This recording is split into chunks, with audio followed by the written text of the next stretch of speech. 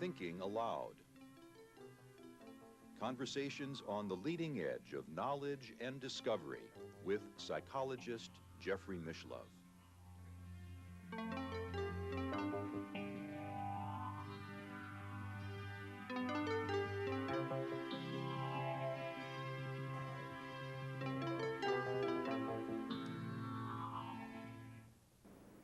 Hello and welcome. I'm Jeffrey Mishlove, back with Ram Dass, and we're discussing politics and spirituality. Welcome again. Thank you, Jeffrey. We were talking about the threat of nuclear war and the fact that perhaps the modern political conditions are creating a situation which is challenging the human spirit, perhaps to rise to a newer level of wisdom or nobility. I mean, it's not quite a socially hip thing to say, but it might be the optimum conditions for growth of consciousness. Mm-hmm. Because having, as Don Juan says, living with death on your left shoulder or over your left shoulder, which is what's happening with the presence of the bomb, and living with the threat of the fact that our greed may ultimately destroy us by polarizing us so much, all those things, those are forcing a degree of awareness that's kind of interesting. Mm-hmm. And I would think that since the Holocaust of World War II, we've also been confronted with the dark side of human nature in a way that is difficult to deny. Yeah. See, that one, you got to be careful where you go near it, because to say that the Holocaust, I mean, the human heart screams at the thought of the Holocaust. From another level, the Holocaust has forced us very clearly to confront and to awaken around the qualities of our humanity. Mm-hmm. Like when Buddha said, we are born with the 5 hindrances, with lust and greed, that's one, that's not even 2, hatred and ill will, agitation, sloth and torpor, and doubt. And that's what we start with. Then you're not surprised when you see all this stuff. Mm-hmm. It's because we were busy denying this part of our humanity that we keep getting trapped in it. And one of the darkest periods, I think, in human history would be the Inquisition during the Middle Ages. And that was a time when people were pointing at the devil outside of themselves. And in the name of Christ and in the name of eradicating diabolic behavior, mm-hmm. I think some 10 million people were tortured and murdered. Yeah, the externalization of the dark side, as you call it, of that is a familiar technique for not accepting personal responsibility for your own humanity. In each of us is, as Freud pointed out, are all the instinctual urges that underlie killing and underlie rape and pillage and all those things. We also have other qualities, and if you go deeper than that, you get behind all that even. Although Freud didn't accept that possibility. But I'm not convinced myself that we're really any wiser as a race, as a planet, than we may have been in the past. I think we're confronted with sort of a do-or-die choice, that we have to develop our wisdom or we may not survive. But I just don't know whether or not we're rising to that challenge.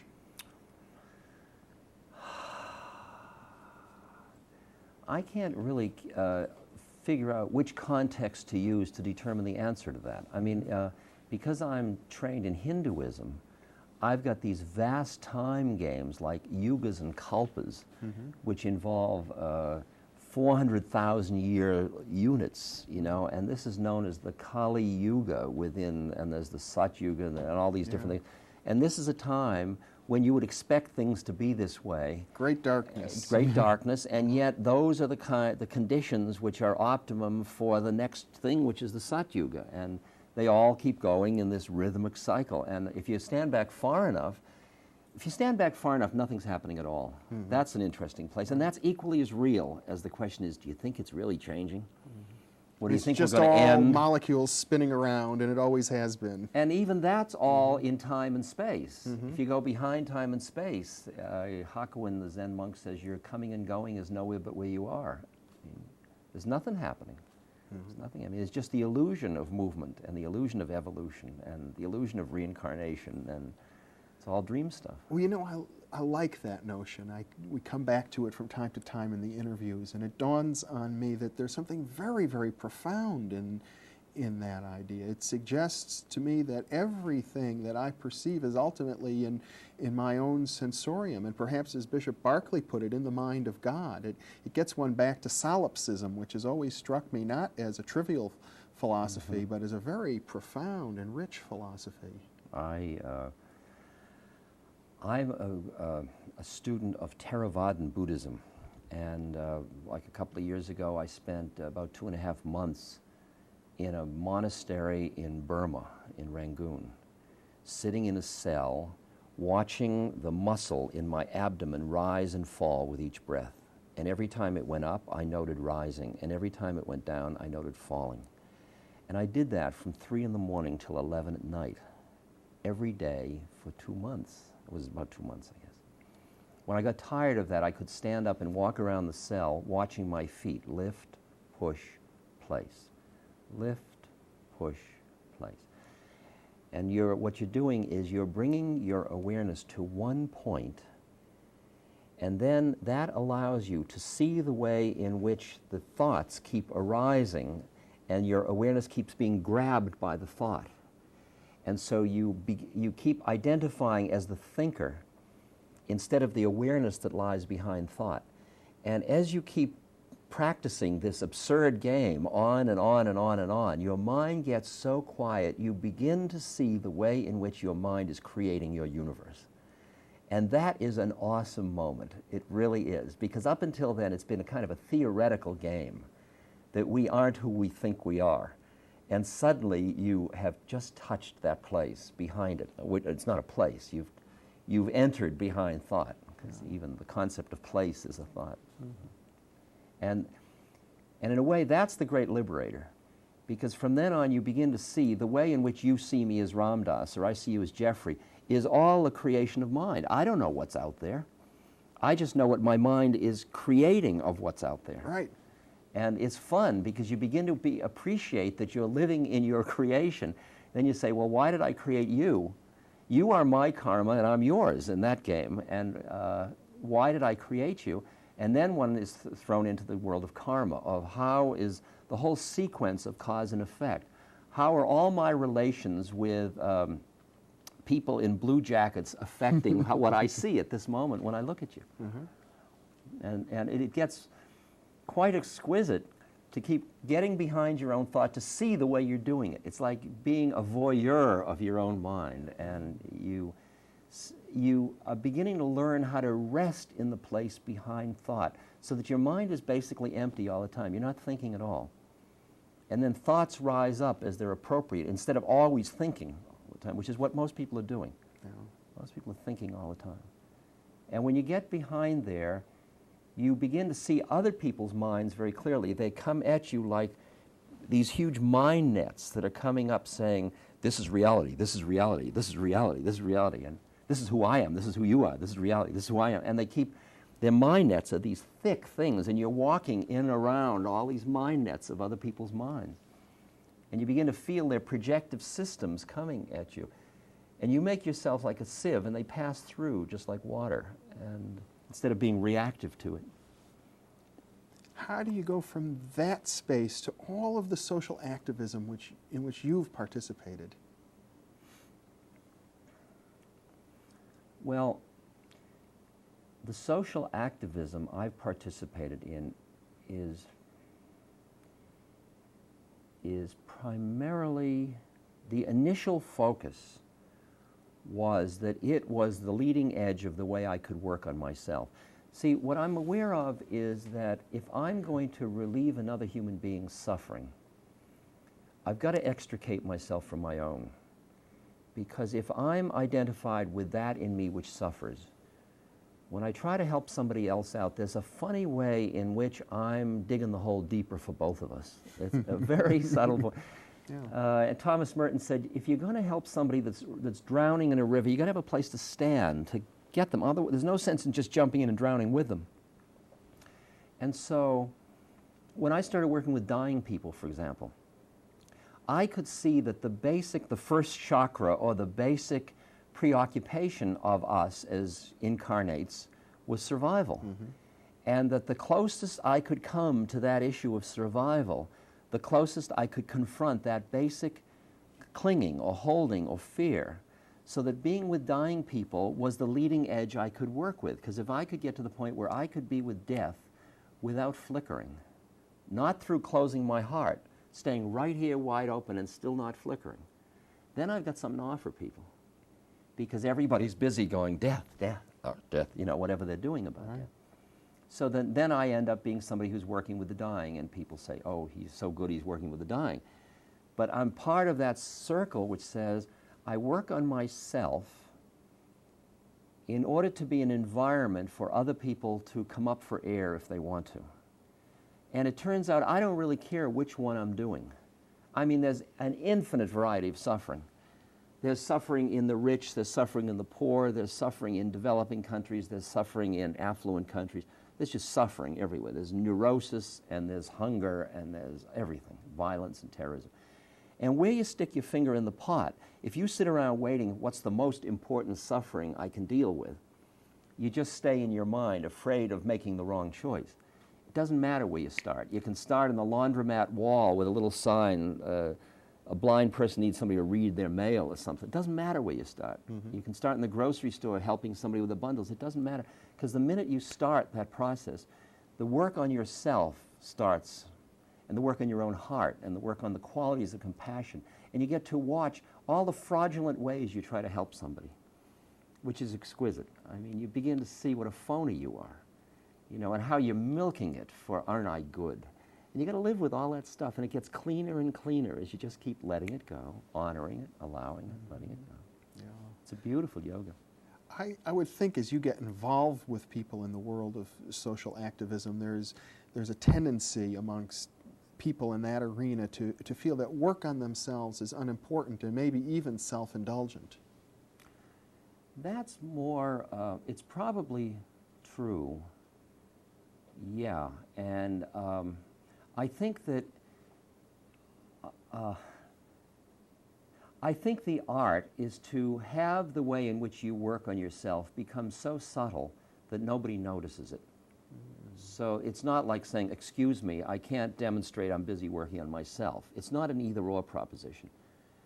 I mean, I want to be right there with the people doing the actions, but I want to be doing them in such a way that it's Gandhi's line, that great story. Gandhi was on a train. He was about to go into an area where the Hindus and the Muslims were doing each other in, and everybody thought this is going to be the one he's going to lose. He's going to get killed in this one. And a reporter was rushing along the platform of the station saying, Mahatmaji, give me a message to take back to the people. And Gandhi took a paper bag and he scribbled on it and he handed it out, and it said, my life is my message.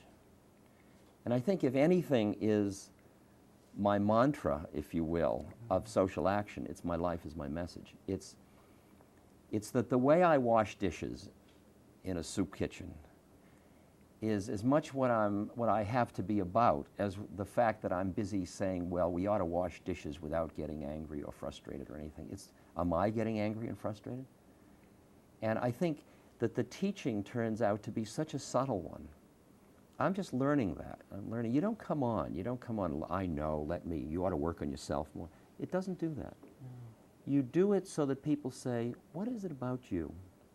You seem to be having such a good time with it, and I'm not. Why is it you're having such a good... Now they're asking. That's a whole new ballgame. It's a new ballgame. Gurdjieff had a wonderful line. He said, if one would escape from prison, the first thing that person must realize is that they are in prison. If they think they're free, no escape is possible. That's such a beautiful mind twister. Mm-hmm. That until you realize that you're not standing in the best place, forget it. Let the person go on. You don't come on to them. You know, you have an interesting chapter in your book, How Can I Help?, which deals with this concept of the prison and helping as a prison, feeling that I'm the helper puts me in a prison. Oh boy. That the whole, I realized that the hype of helping is that the helper often psychologically helps at the expense of the helped. That it is a way that reinforces roles, and the helped is disenfranchised and the helper is empowered. And it's very interesting. It's not the act itself. I can take this cup of water and offer it to you, and I can offer it to you in a way where I build myself up and put you down by doing it. Or I can offer it in a way where it's our cup of water. You need it, you drink from it. I need it, I drink from it. In which I also appreciate that your receiving it is as much part of the contract as my offering it. And it's the question of whether you identify with a role or not. And when you identify with a role, it ends up being divisive. Yeah. It separates people. There are plenty of people in hospitals who are surrounded by well-meaning people who do good, and the person feels isolated and lonely and separate. And it's interesting because everybody's busy loving them, but they're loving them as an object, loving the person as an object, and they're helping them as an object. And the art is being with somebody as subject, not as object. You often use the phrase sort of hanging out together. Hanging out, yeah. And it's really like one awareness and two forms, and we're talking to ourselves now, Jeffrey. We're just making believe that it's a game of dialogue, you know, because we're both reflecting to figure out the truth, and the truth lies behind both of us. And in a sense, anyone who's viewing us right now is also viewing themselves. It's all part of the same thing, and it doesn't matter who's doing the talking. That's the far. I mean, I lecture all the time, and I think I'm like a rent-a-mouth for a process that's going on, and I just say it good. I'm not busy being the speaker. I'm listening as well as everybody else is. This is a dialogue that includes the viewer and you and me, and we're all just figuring it out.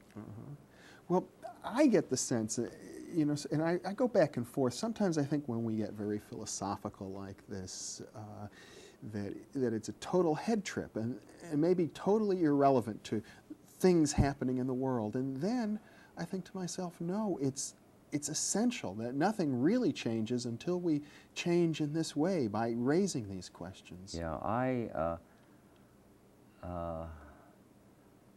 I think your latter view is probably the right one. I think that when you look at how you change a system, that the component of the system has to change, that the individual has to be standing in a slightly different place for the system of which they are a part to change. And that the minute, that's what the story of a Buddha or a Christ or a Muhammad or something like that. They were all beings who were, you'd say they were dancing to a different drummer or whatever that expression is. But they were listening to a different part of their being. And the result was that they brought in an oblique entrance into the whole system that allowed the system to adapt in a way and shift. And you look at a system like a political governance system and the media and the constituency, and you see how everything's feeding back on itself in a networking way where everybody's reinforcing a conspiracy to see a reality as real. And then you see how you have to extricate yourself as an individual back in order to be able to contribute into it, because you look at the conspiracy that we have collectively created and you realize people aren't happy within it. And there's no reason why we can't all be happy. That is really, there's absolutely no reason why that couldn't be. It's a conspiracy of mind that we're stuck in. That's bizarre, that has its economic spin-off and its political spin-off and all this stuff. Well, ultimately, I suppose if you take that seriously, it would seem like a spiritual mission for you to work to create a heaven on earth. But I'm doing that very selfishly. It's because I want to live in it. Yeah. I mean, I work on myself in order to be at peace, to be free of suffering, and to be happy. And I realize that as I succeed in that, I am an environment in which other people can do that as well in my presence, and there's nothing in me that's going to keep them stuck in their suffering. And then the question is, what do you do with your time? And as you listen, and as you've experienced a unitive feeling with people, then you're in the interesting position where if they're hungry, it's not their hunger, it's our hunger. And then suddenly I'm in Guatemala, or I'm in Nepal, or I'm with the American Indians, or I'm with somebody dying, or somebody with AIDS, and they call, and it's like that part of us has just come into the consciousness, and out of that comes an action. It's interesting that you just got to open yourself to the universe, and then the different sufferings make themselves manifest. And the way you describe it, when you're working with the dying, or when you're working with refugees, or with people who are hungry, in spite of their misery, you seem to be experiencing the most poignant moments. Well, it's a combination, and that's the art. It's a combination that my heart hurts so bad because they hurt, and I'm aware of the pain of whatever their situation is. Then there's another part of me that loves them so much because they're just another face of the beloved. That's what Mother Teresa sees. She sees Christ in all his distressing disguises, in the lepers and the people she deals with. And then there's another part of me that's just watching my own reactivity and getting quieter and quieter behind it. And there's another part that's just meeting another part of myself. You there, I'm here. You got your trip, I got my trip. Is there anything we can do for each other on the level of trips? But let's not lose that we're here. And I go down to Guatemala, and I go into a village where the people have hardly any education, the Mayan Indians, and I look in the eyes of a widow, and she's right there. And we are just fellow beings. We can't talk to each other because I don't speak her language. We can't even speak, but we're right there. We recognize the unitive quality of our being. And we realize we don't wish to do each other violence. We don't wish to, there's nothing we have to do other than maybe it'll be an exchange where I'll provide a hoe for her to hoe the land. Who knows? It doesn't matter what the game is. Because if she had something and I didn't, she'd give it to me. Is there a sense that she does have something that She does, we don't and I'm getting have? it. Yeah. I'm getting it. I come back from all these missions of doing good. I come back so enriched, you end up feeling guilty. You feel like you're ripping off the system. I mean, we take these meek people on the planet and strip them, as we have, of all possessions and any pretense to being somebody in the world, and that leaves them with a sense of being, which we've lost often. We've often lost. When I'm in India, I live in a little village in India a lot, up in the foothills of the Himalayas, and I live with people who, they usually have one hot meal a day. I mean, it's pretty good, but it's thin. It's way below our poverty level in this culture. And I look in their eyes and their hearts, and those people are much more fulfilled than the middle class in this culture is. And I say, let me sit here and drink of the wisdom in these beings that allows them not to equate their state of well-being with their material condition.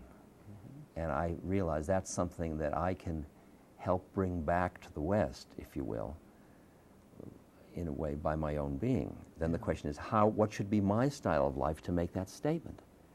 I mean, do I go live in a park? I mean, what's the way to make the statement? And then you realize that if you try to make it with your mind, it's too cute.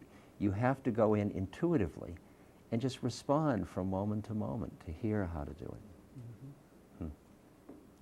There have been various spiritual teachers who have written on social and political issues: Gandhi, Martin Luther King, Aurobindo, Muhammad. Sure.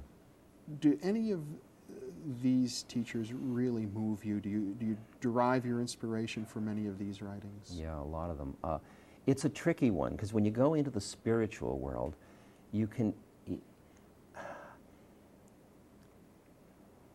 See, social action is the action of good guys. It's the action of righteousness. And in Hinduism, that's known as the golden chain. It's the ultimate trap. You've got to go beyond goodness in order to be the goodness, not to do good. And so some of the spiritual teachers say, look, don't get involved in, like Ramana Maharshi says, what are you trying to help the world? You don't even know who you are. You don't even know what it's about. What are you busy doing something? Maybe you're creating more trouble than you're helping. And that's true, and often we turn out to be doing just that, by the way. Many examples of Many this. examples in my own life, by the way, so I do understand that. But then the others say, you can't wait till you're enlightened to do good, because there's so much suffering around you and it hurts so, and to the extent that you ignore it, you are ignoring part of yourself, and there's a cost in turning off yourself. You've got to keep it under wraps. So you work with the suffering in order to free other people. You work on it as part of the game, along with, that's your method to get enlightened. So the spiritual journey takes you both ways. Like Gandhi struggled with this all the time, and he'd go back into retreat, and then he'd come out. And he said a beautiful thing. He said, when you have surrendered completely into God, you find yourself in the service of all that exists. It becomes your joy and recreation, or recreation. And you never tire of it. There's no burnout. Because if this hand is in the fire and this hand pulls it out, this hand doesn't have to go and say thank you. This hand didn't do it to be a good guy. There's no burnout of doing it. It's the way it is. And that's the lie. That's where that kind of service comes from, of spirit. My Ishtadev, or my spiritual vehicle in Hinduism, and my name, Ramdas, which means servant of God, is Hanuman the monkey.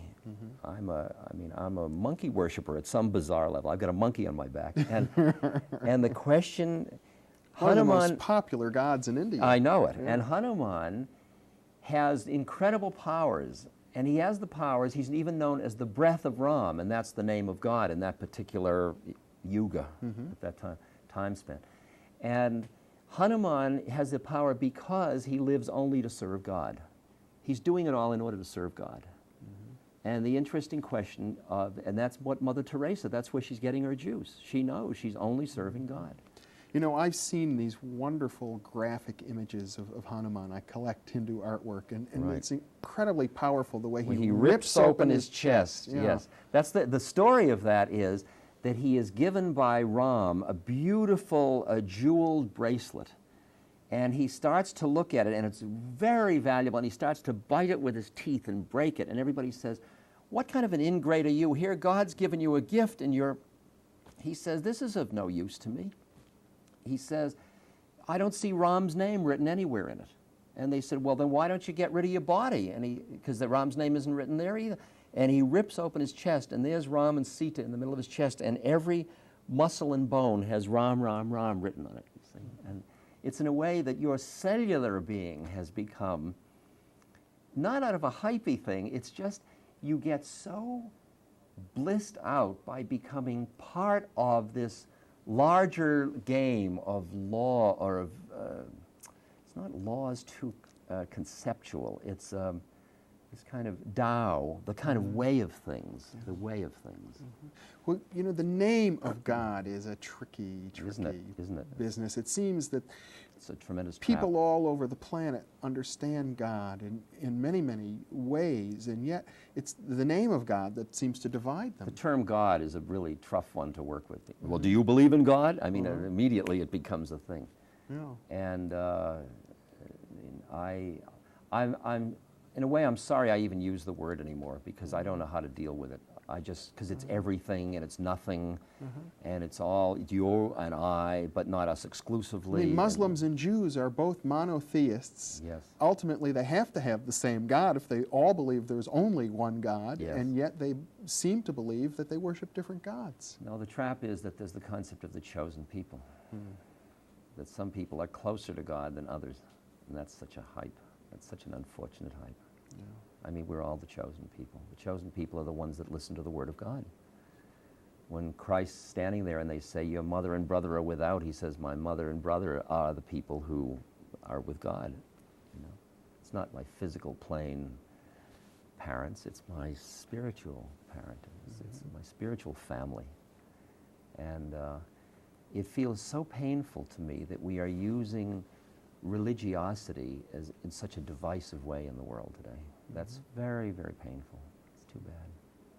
And yet there have been It's the way it is, but it's too bad. there have been efforts from time to time to unify politically by unifying in terms of everybody having the same name of God, everyone Yeah, having the but same usually the religion. unifier is trying to rip it off for a power thing. That's what's interesting. I mean, very rarely are the unifiers surrendering into the process. There are some, like there was a beautiful man, Sufi Sam, Murshid Sam Lewis, and he would go to... a Jewish Sufi. He would go, a Jewish Sufi, and he'd go to Palestine and he'd hold these dances, which had in them followers of Islam and followers of the Torah, and, you know, and they'd all dance together, and it would be called dances of peace.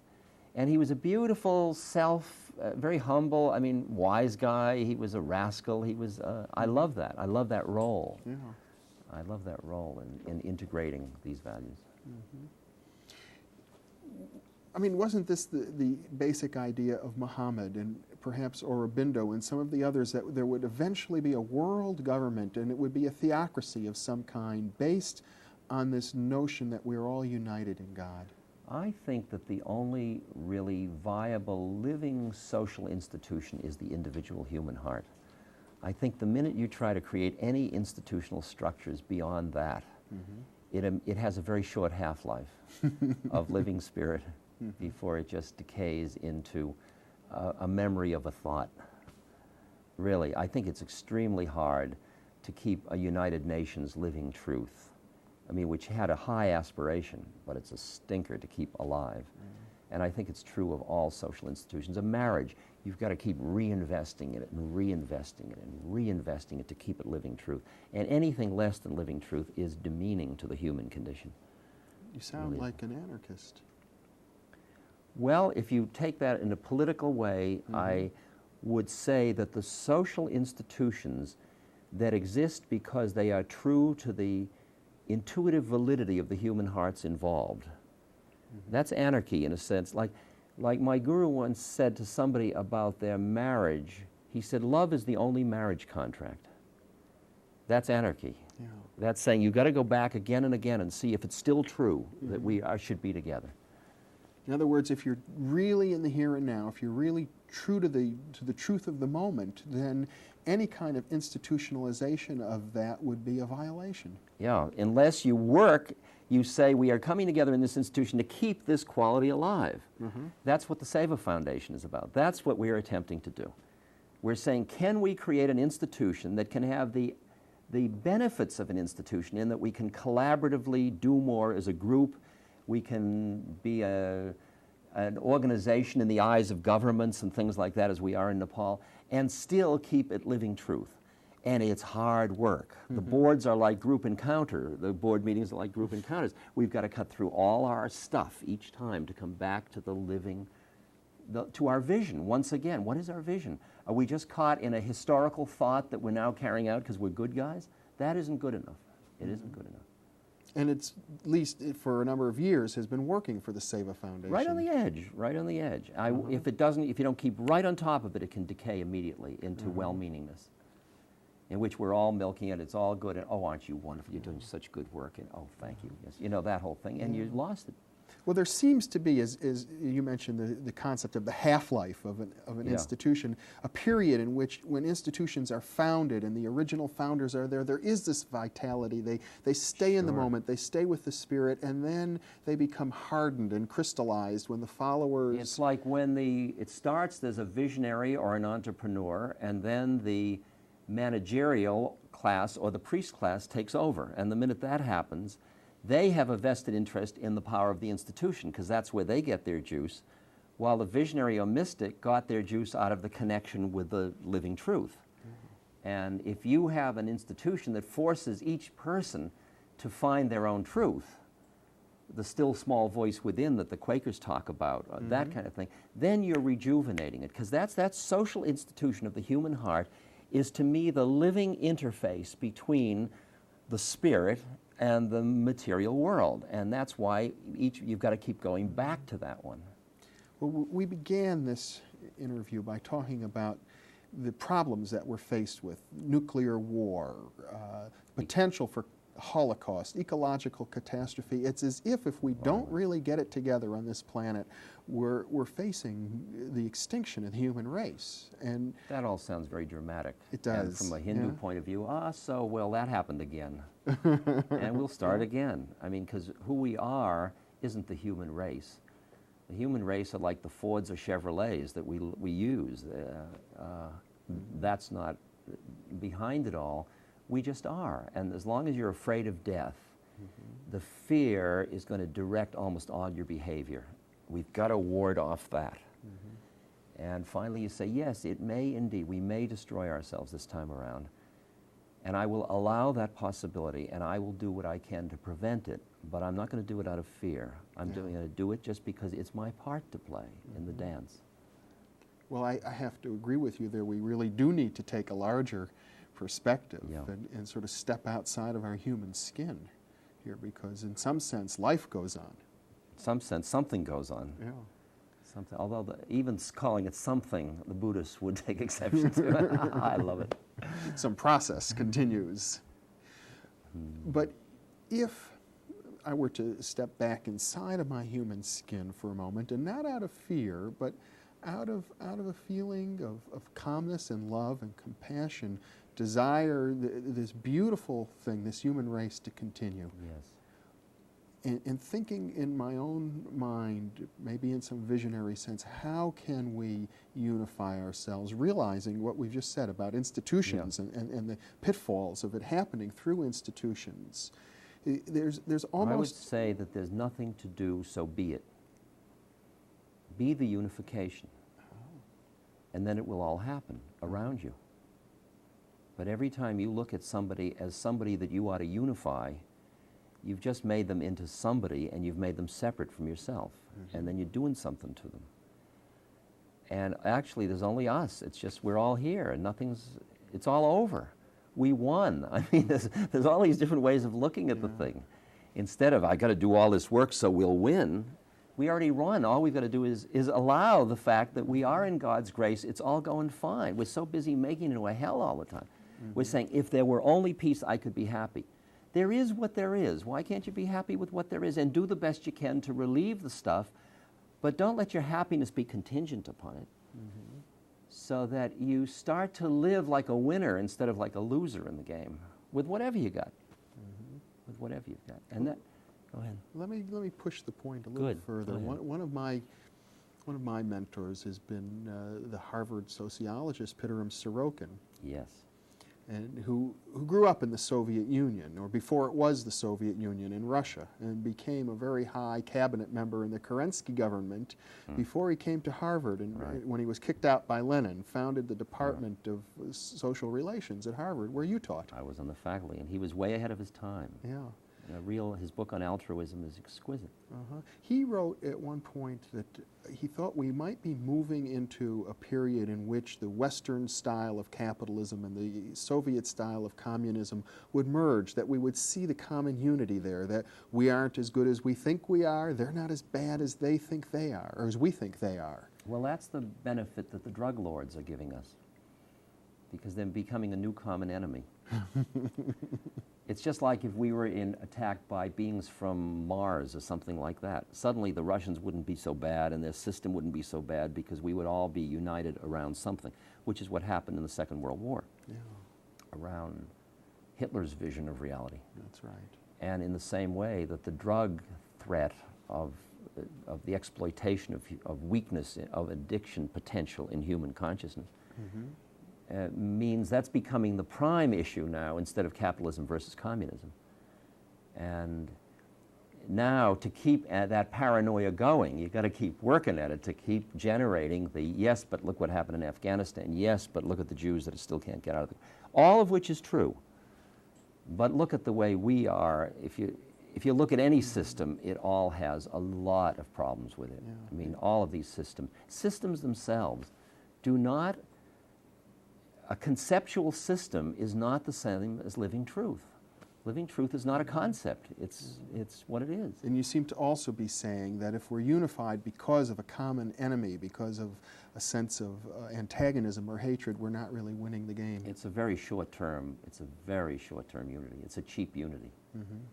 The deeper unity is the unity of recognizing across the boundaries of Russian, American, Jew, Christian, Islam, you here, I'm here, you know. And that's why when we went to the moon and then took a picture of the Earth, and people saw that picture of the Earth was worth many millions of words, in the sense of giving people a sense of McLuhan's global village, or whatever you want to call it. That's the kind of game that uplevels, but that's just on the physical plane.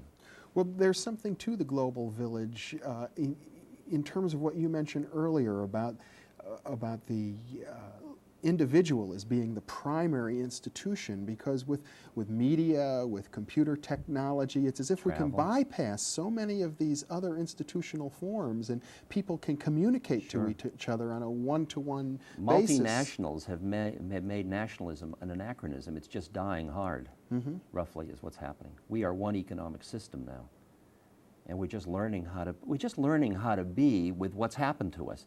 It's like some major thing happens, but everybody's busy holding on to who we were before it. Now you could say, well, we just moved from the industrial to the information age. That would be one way of saying it, but that's kind of trivializing it too.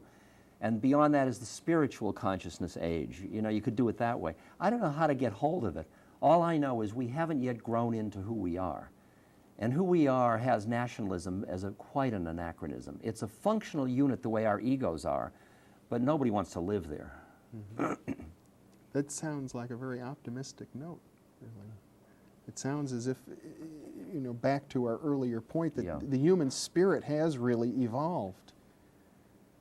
Yeah, I guess I feel it has. Because like in my culture, in this country, I noticed that 20 years ago, I would say the farthest out things I could find using drugs, using meditation, using everything. And there'd be a few people sitting there going, yeah, because they knew, because they were in the Explorers Club with me. Now, 20 years later, I speak to an audience that's almost mainstream, not quite, but they're from 20 to 80 years old. Most of them never took drugs. They never read Eastern philosophy. And I'm saying the same things I was saying 20 years ago, and they're all going like that. Now, how do they know that? How do they know? What got in? What mainstreamed? Something... It's as if what we did in the 60s, something really worked. Something happened. And we don't yet recognize it. History can't yet, because history, which is his story, is still telling the story from back there. It's not telling the story from what's happened yet. I love it. I love it. We were talking a little earlier about Aurobindo and his concept of history being a process of the higher consciousness working through people. Yes, and you open to let it come through you, to manifest, and you become a conduit for the wisdom, the higher wisdom to manifest on earth. It's like Mozart, for example. He's a good example. I mean, you get a feeling of Mozart, most people have seen the movie, Mozart's madly writing, and you think, is he creating that? And then you realize he's just got a door open to where it is. He's a great copier. He's copying down this incredible music, and and so you get that feeling with all the great creators, with Bach, with Michelangelo. You get a feeling that they just were open to another plane of reality, and they were just bringing it down through them. And when you open to that other plane of reality, you get a sense of the harmony of the universe, which includes the cacophony. It does not mean that all the tension or cacophony is gone. It's a tolerance for the complexity of the game. Because if you're going to get manifestation in form, you have to have positive and negative and dark and light and good and evil and, you know, all of it. Otherwise, there's no manifestation. And in fact, there isn't, so I gotta... So why are we talking about it? Well, the fun is there's nowhere to stand. That's the ultimate wisdom. There's nowhere to stand ultimate wisdom. That's another hype, but because the statement is a lie, but the ultimate wisdom of nowhere to stand means any place you say this is real, it's only relatively real. Here's where it's at. Yeah, including the fact that nothing ever happened and there's no form. Yeah. So you just keep, at first you go in and out of planes of consciousness sequentially. You get high and you come down, or you and I are talking, and who are we? Are we two men sitting talking? Are we two old cave dwellers sitting by the fire exploring the deepest wisdom? I mean, which mythical game do you want to play about us? And then you go behind it, and there's only one of us talking to itself. And then you go behind that, and nothing's happening at all. There's all this form. Well, what you're saying reminds me of the myth of the Greek god Proteus, who one wrestles with, and he always changes forms. Exactly. And to keep up with him, he becomes an animal. You've got to become a bigger animal, and then he becomes a different animal, and you have to change with him all the time. And the art is to just not try to be standing anywhere. Because the minute you're standing somewhere, if he changes, you're vulnerable. And the minute you're not anyone, then each moment is a new moment, and you see, who am I this time? Because you don't even know who you are. People say, who are you? I don't know who I am. That's fun. People don't realize, it's like, what are you going to be when you grow up? Well, I'm not planning to grow up, so it's kind of irrelevant. It's this funny reversal of the whole game of becoming somebody. The way I see it is we spend all of our early years becoming somebody. Then we start to awaken and we realize we got trapped in the creation of somebodyness, and we go into nobody training. And then we become nobody, not nobody, which is somebody, but nothing special, and then we're everything. Kala Rinpoche, one of my beautiful teachers, he said, once you see the illusion, you realize you're nobody, and being nobody, you're everybody. It seems that in the realm of politics, the real survivors are the ones who are able to sort of change with the moment. Exactly, and because they don't have such a vested interest in how it comes out. Because they're delighting in the dance of life instead of, oh, I got to make it come out this way. Well, occasionally you get people like that, and then they have their moment in the sun, but they fade because they can't change. Exactly right, exactly right. And the dance of the change and surrendering into the new moment. Very poignant was Rosalind and Jimmy Carter's autobiography of what happened the day after they left the White House. And they're back in Plains, Georgia with all the mementos in the attic, and the trucks drive away, and there they are, and they got the rest of their life. Now the question is, how quickly do you let go? Or how busy are you milking your moment of worldly power, which was just another trip, really? Yeah, well, I was very pleased to see Jimmy Carter working in the Bronx as a carpenter. I think he's worked very hard to continue to grow. I think he's a good example of somebody making an effort to stay. And that's why I work with aging a lot, because aging got such a psychological hype going with it. I've been working on a book called The Wisdom of Aging to show the way in which we conspire to make aging something that has, and we treat decline of certain capacities as loss. But it's interesting, I go into Burma to a monastery, and I sit down and I draw my awareness in from my hearing, from my seeing, from my smelling, in order to be quieter and deeper, to do the inner work. When you get old, you lose your hearing, you lose your sight. All those things are the optimum conditions necessary for doing the inner work. And everybody's saying, oh my God, I can't hear like I used to. Isn't that terrible? Terrible? I don't know. You have some remarkable examples in your book, How Can I Help?, of people who have gone to help these so-called crippled, helpless people and discovered that they had much to learn from them. Oh, yeah. Oh, it's incredible. I remember one story of a woman in a hospital working with mentally retarded children, I think of a mental age of 2 or 3 years old, and she was just trying to teach them how to say a simple thing like, I'm doing very well. And, like that, and the little joy. Kid was putting her on. Yeah, he winked at her at one point. Exactly. Yeah. And that other story of the woman in the social agency who determined to help one of the needy women. And she tried to do everything, and the woman none of it ever worked. She couldn't, because the woman really wasn't trying very hard. And they ended up finally in a park in the rain, in which the woman, the needy woman says, there's nothing more you can do for me, you've just been here. And they just sit there together in such quiet joy of just their friendship and their presence. And they both grew so much, and especially the one that was busy being the social agent. I love those stories. Well, and what you've done in this book is you've attempted to really address that question for people who sincerely want to help. And when they come up against it and realize there's so many of the things that we do that we think are helping end up not working. But it doesn't mean not to help. It means to use your experience of helping as a way to grow. And there's such potential growth in helping another human being if you'll be truthful about it all and bring your truth into the situation. And watch yourself get entrapped in a role and a conspiracy, and then sit down and quiet down and see what you did and come back in it again. There's nothing wrong with losing it. Losing it is part of the journey. You lose it, you get up, as Aurobindo says, you brush yourself off, you look sheepishly at God, and you take the next step. It's a lovely image. And then you fall on your face again. And helping is just a beautiful art form, because we have such a natural, compassionate heart. And what we're really afraid of is our own heart, because our heart would give away the store.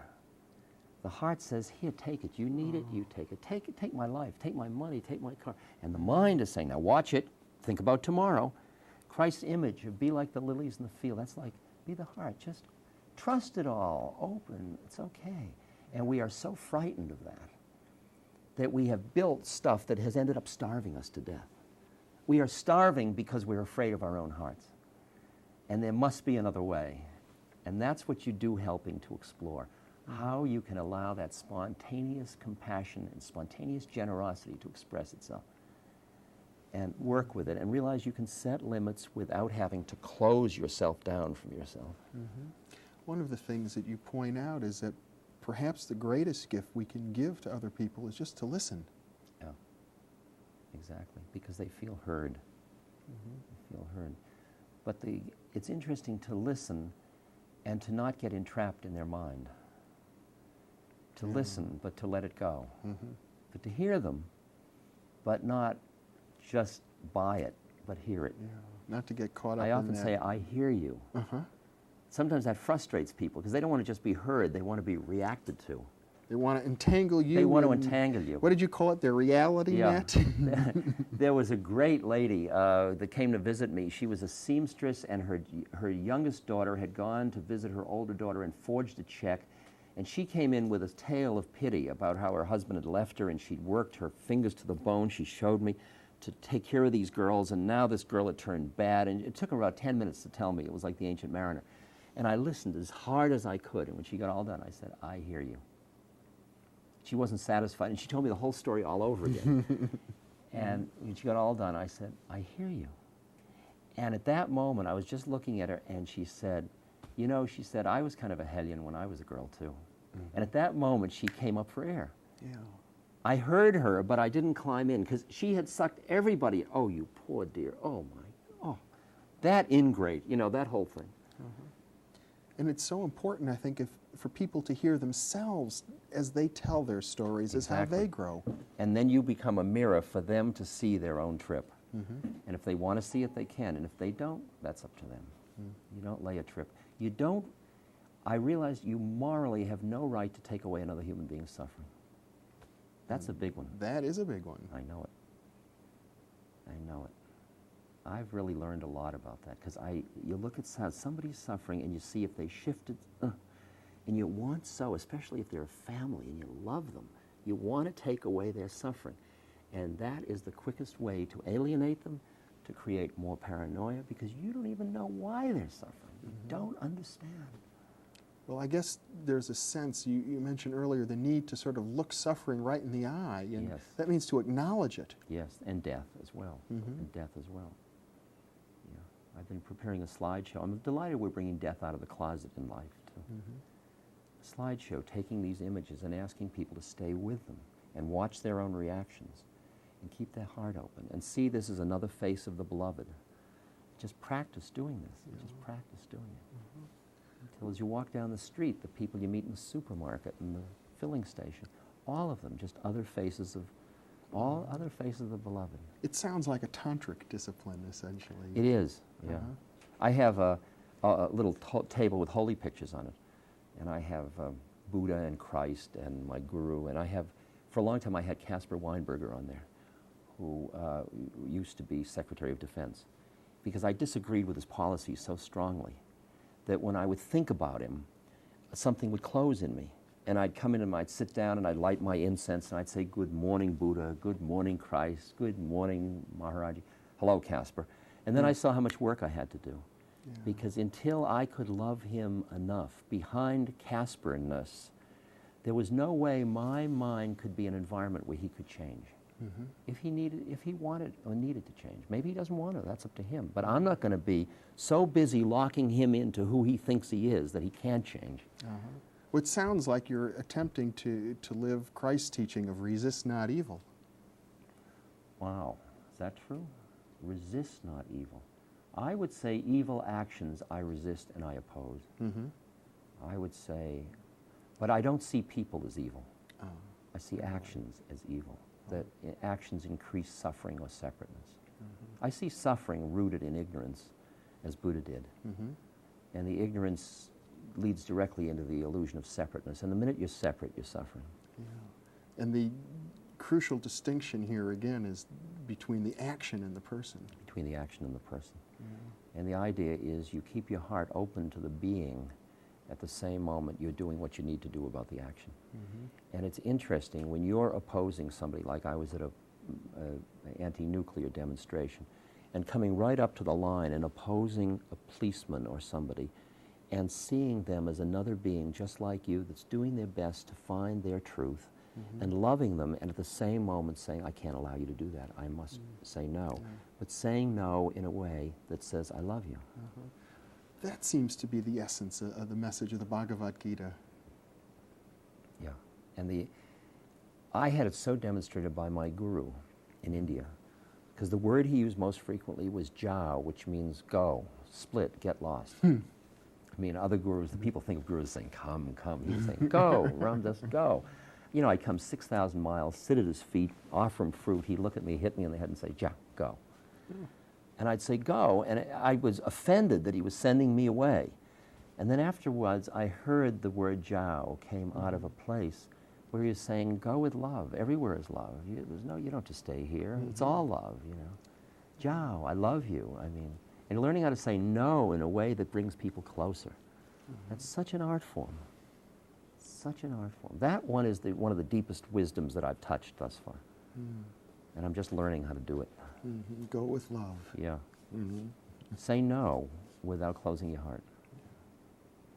It's like when you have a child and the child wants an extra ice cream that you know is going to give them maybe a bad stomach or something, and you say no, usually you're empathizing with the fact the child's going to feel frustrated.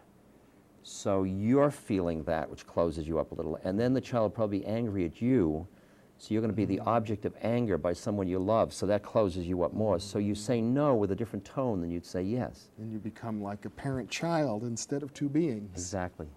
Exactly. And a beautiful, conscious being sees we're just dancing as parent and child. We're two souls, we're two beings. And for a while, I'll play like I'm your parent, and you play like you're the child. And as a parent, I say no or yes, but don't get lost in it. I'm still here. Well, Ramdas, it's been a pleasure playing interviewer with you. Hasn't it been, Jeffrey? For me, too. It's yes. been a real joy. Yeah, very nice. Thanks Thank you. so much for being with me. My pleasure. And thank you for being with us.